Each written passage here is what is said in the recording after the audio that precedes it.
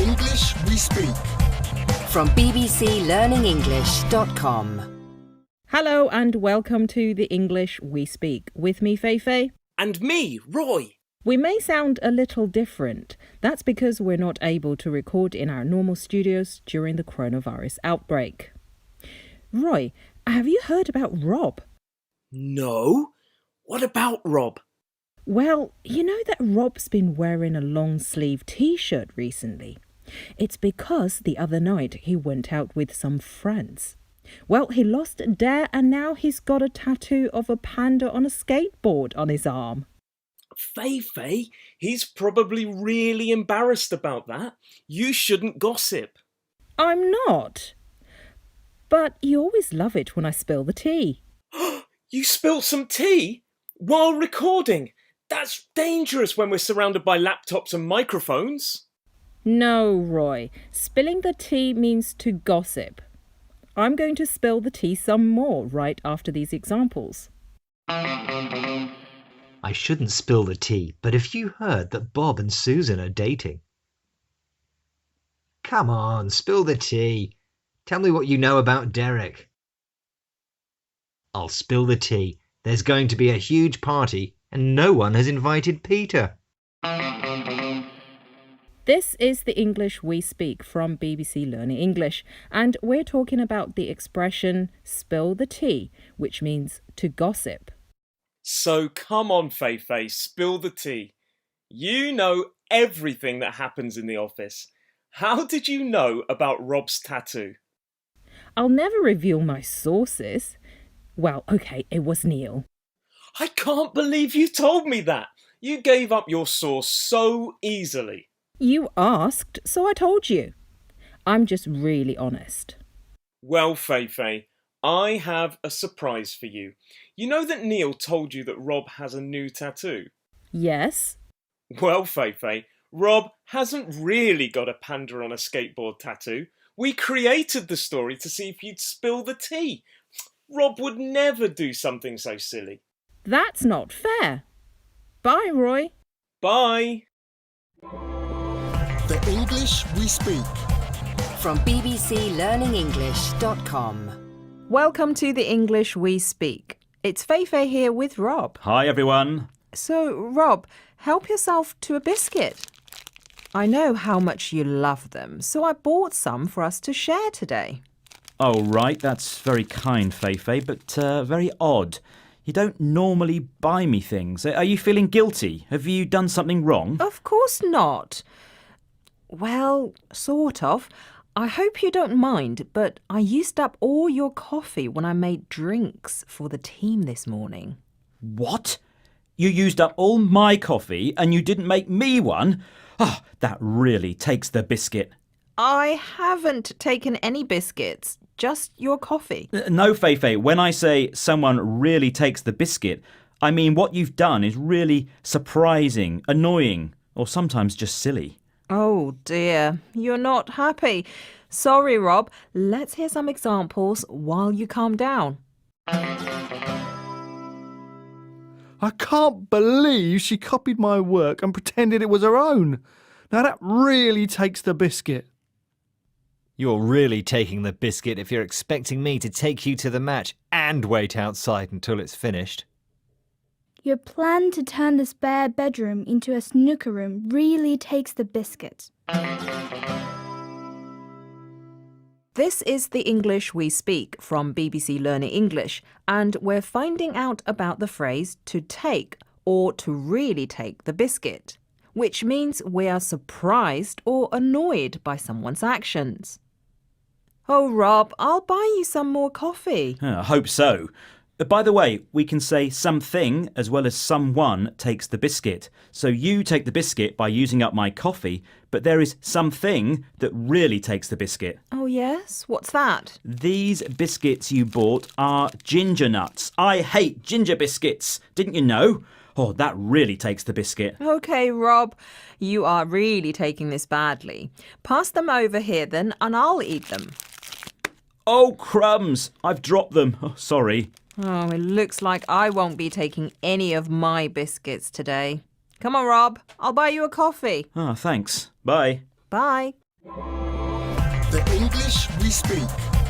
From bbclearningenglish.com. Hello, this is the English we speak. I'm Feifei.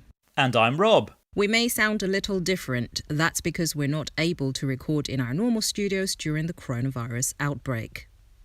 This program comes with a safety warning. It involves bullets. Well, not real ones. That would be dangerous.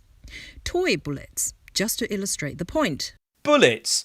What English expression mentions bullets? I'll explain. And Rob, you can help. Here's a toy bullet. Where did you get that from? Oh, don't ask. Now, Rob, would you put it between your teeth, please? What? Are you crazy? Please, Rob, it would really help our audience. OK, Feifei. Here goes. Right. I am biting the bullet.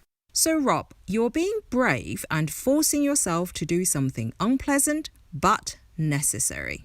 Well, I didn't force myself. You told me to do it. Sorry, Rob, I can't understand you. But when someone bites the bullet, they're forced to do or accept that they have to do something difficult or unpleasant. Let's hear some examples of other people who have to bite the bullet. I have a pile of work to finish, so I'm going to have to work all night. I guess I'll have to bite the bullet. If I'm going to get fit, I'll have to bite the bullet and start going to the gym. Ugh. If you want to start dating Yitka, you're going to have to bite the bullet and ask her out. This is the English we speak from BBC Learning English, and we're talking about the expression to bite the bullet. It describes having to do something unpleasant or difficult, but necessary. So, can I stop biting the bullet now, please? Not yet, Rob. What you are doing is necessary. Yeah, but it's not easy speaking with a bullet in your mouth. Exactly. Peace and quiet. But careful, Rob, don't swallow it, otherwise things could get very unpleasant. Thanks for the advice, Feifei. Oops. Bye, Rob. Bye. The English we speak. From bbclearningenglish.com. Hello and welcome to the English we speak. With me, Feifei. And me, Neil. In this program, we have an expression you can use to describe someone who talks confidently about a topic, but might not actually know that much about it. Which reminds me, Feifei, did I tell you that I've started a new evening course? No, what's it in? Well, see if you can guess.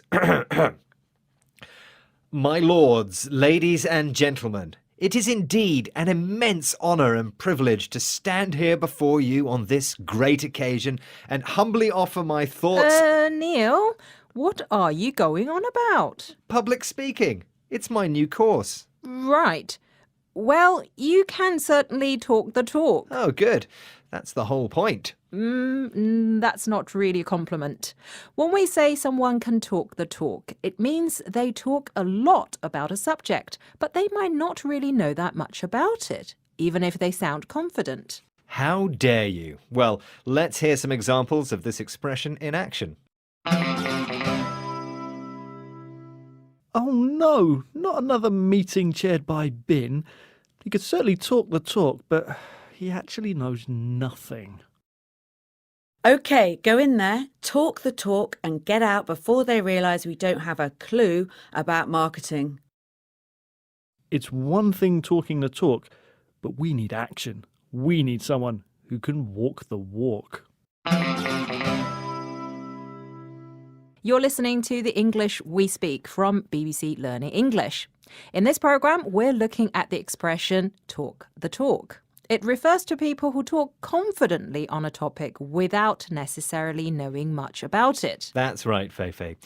You know, you're really quite knowledgeable about the English language, aren't you? Thanks. I mean, you don't just talk the talk, you can walk the walk too. Absolutely.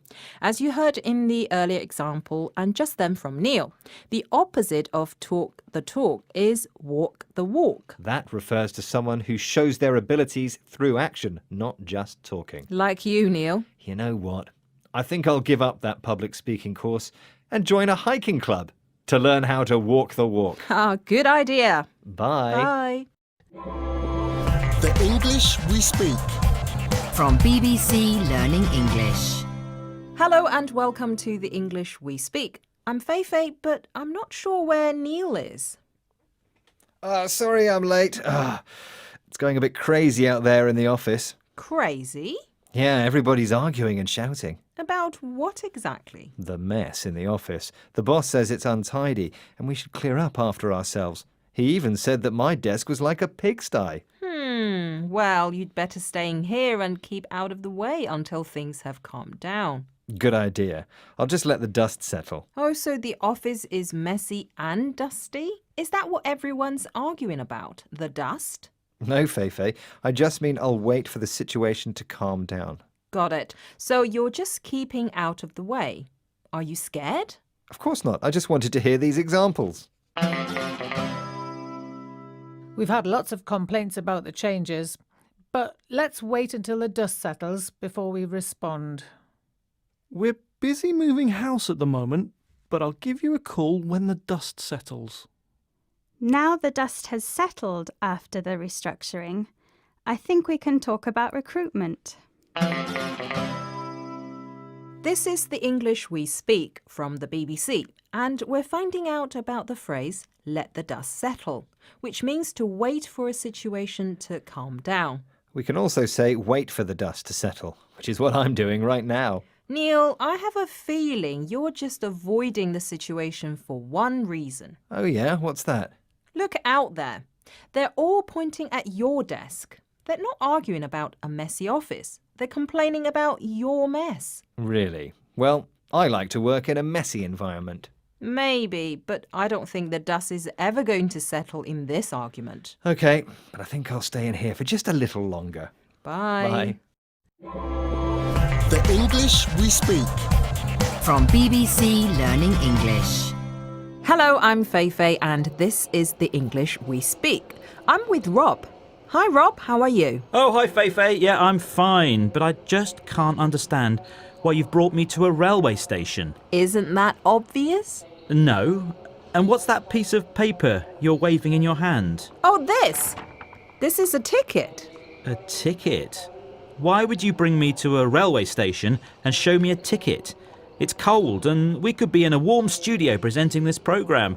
And anyway, don't you know it's my birthday and we're supposed to be going out to celebrate later? I know it's your birthday. You told me last week. And you said something about wanting a present that was just the ticket. So, here it is. Oh, Feifei, I didn't want a ticket. When I said just the ticket, I meant I wanted something that was exactly what I wanted or needed. You know, a camera, a computer game, or maybe a nice bottle of whiskey. Oh, right. I see. Oh dear, what a wasted trip, Feifei. But now we're here, let's hear some more examples of the phrase, just the ticket. Oh, I feel terrible. I've got a cold and my nose is blocked, but a drink of hot honey and lemon would be just the ticket to make me feel better. I think a new art gallery will be just the ticket for improving the image of the town and encouraging more people to visit. Our car's got 7 seats, so it's just the ticket for taking all the kids to football practice every week. So that's just the ticket, which describes something that is exactly what is wanted or needed. OK, Rob, you wanted something for your birthday that was just the ticket. Well, you're looking at it. You, Feifei? No, Rob. This ticket, in my hand. Have you actually looked at it? OK, let me see. Oh, wow! A train ticket to Paris. For me! Ha! That's really generous of you. Thanks, Feifei. When do we go? We? No, it's just one ticket. I couldn't afford to. Now look, the train is about to leave, so you had better go. Have a good trip. All right. I'll be off then. Bye. Bye, Rob. Phew. 2 days in the office without Rob. That is just the ticket for me. The English we speak. From bbclearningenglish.com. Hello, this is the English We Speak, and I'm Feifei. And hello, I'm Neil. Hey, great news, Neil. Oh yeah, what's that? I got a promotion. Oh, well done. Congratulations and all that. Come on, Neil, you were never going to get one. And anyway, it's not all good news. A promotion? A pay rise? More power? How is that not all good news? Well, it means longer hours, harder work, having to work with you more. I expect you have some English expression to describe that. I do, Feifei. You have to take the rough with the smooth. It means you have to accept the bad or unpleasant things in a situation as well as the good things. In other words, you can't have everything. Thanks for the sympathy, Neil. Here are some good things though, Feifei. Examples. I'm going to use my qualification to get a really good job, but I've lots of studying to do before I get it. Well, you have to take the rough with the smooth, but good luck. Having kids is very fulfilling, but it can be challenging too, especially the lack of sleep. But I guess I have to take the rough with the smooth. This is the English We Speak from BBC Learning English, and we're learning about the phrase to take the rough with the smooth, which means you have to accept the bad things in a situation as well as the good things. So poor you, Feifei. You've got a great new promotion, but you're going to have to work longer. So fewer lunches with me, less time at the pub. The expression for that would be to take the smooth with the smooth. But do you know what? This programme is a good example of taking the rough with the smooth. So you mean there are some good things and some bad things? So what are they? Well, the rough things are presenting with you. Oh, and the smooth things? The smooth things, the good things, it's a short programme and is nearly over. It's time to go, Neil. Thank goodness. Enjoy your promotion then. Hope it goes smoothly. It will. Bye. Bye. The English We Speak. From bbclearningenglish.com. Hello and welcome to a very festive The English We Speak. I'm Feifei. And I'm Rob. Happy Christmas, everyone. And to you, Feifei. Oh, thanks. But you know what, Rob? I don't feel very festive. Festive? Look, I'm wearing my Christmas jumper. We've got mince pies and, I think it's snowing outside. That's not snow, it's rain, Rob. But I just think there is something missing, something that would make us feel more Christmassy. Oh, presents? Not presents. Christmas crackers? No, it's not those. I know what's missing. It's people. We need more people to make it feel like a Christmas party. Oh, what's wrong with just me? You're okay, Rob, but you know what they say? The more the merrier. Right, you mean the situation or occasion would be better or more enjoyable if lots of people joined in. More people equals more fun. Exactly. OK, well, I'll try to find some people for you, Feifei, while you enjoy some examples. Is it okay if I bring some of my friends to the party tonight? Of course it is. The more the merrier. Why don't you come skiing with us? We've got room in the car. The more the merrier. We've got our office brainstorm later. Please join us. The more the merrier. This is the English We Speak from BBC Learning English. It's almost Christmas, so I want a party with lots of people in the studio. As the saying goes, the more the merrier. The more people there are, the more enjoyable the situation. Don't you agree, Rob? Rob? Oh, where's he gone? Don't worry, Feifei, I'm here, and I've found some people for you. Hi, Feifei. Hi, Roy. Hello, Feifei. Hello. Hey, Feifei. Hi. Wow, all my Learning English chums. But it's getting a bit crowded in here now. Hello! Hi! Great to see you! Hey! Yay. Woohoo! Party time! Yeah, save some room for me. Squeeze in, Rob. The more the merrier. Oh, okay, excuse me. All right, okay. Oh, yeah, it is a bit of a squeeze. There, I'm in. Oh, not again, Rob. what is Oh, have you been eating chicken? What are you having for dinner? Oops. Sorry. Too many Brussels sprouts, I'm afraid. Is that the time? Get out of here. Yeah, I've got to go. Right. You ruined my life. Bye. Bye. Now look what you've done. You've ruined our Christmas party. It's not so merry now. Oh, well. Happy Christmas, Fei-Fei. You too. The English we speak. From bbclearningenglish.com. Hello, I'm Fei-Fei and this is the English we speak. And hello, I'm Neil. Neil, I wonder if you could help me. I'm trying to find something on this map. Oh, yes, map reading. I'm good at that. What are you trying to find? Well, I went to a gig last night and saw this new singer. He was amazing. Thanks for inviting me. Anyway, what's that got to do with a map? Well, afterwards, everyone was talking about it and saying the gig was so good that it will put him on the map. But I just can't find him on here. Put the map away, Fei-Fei. You won't find him there. When we say someone will be put on the map, it means they'll become famous or become more prominent, but not on a map. Right. Actually, Neil, I've heard about a new restaurant I ate at being put on the map. Yes, something as well as someone can be put on the map, or in other words, become famous, popular or well known. You must have eaten at a good quality restaurant for it to be put on the map. I did. Let's tuck into some examples, shall we? Her first exhibition at the Tate Gallery has put her on the map as a serious modern artist. This great tasting food has really put this new restaurant on the map. Hosting the Olympics has put this city on the map as a great place to come for a holiday. So that's to put someone or something on the map. To become famous, popular or more prominent. I suppose it suggests that becoming famous means you're now important enough for your name to be seen or heard by everyone. That's right.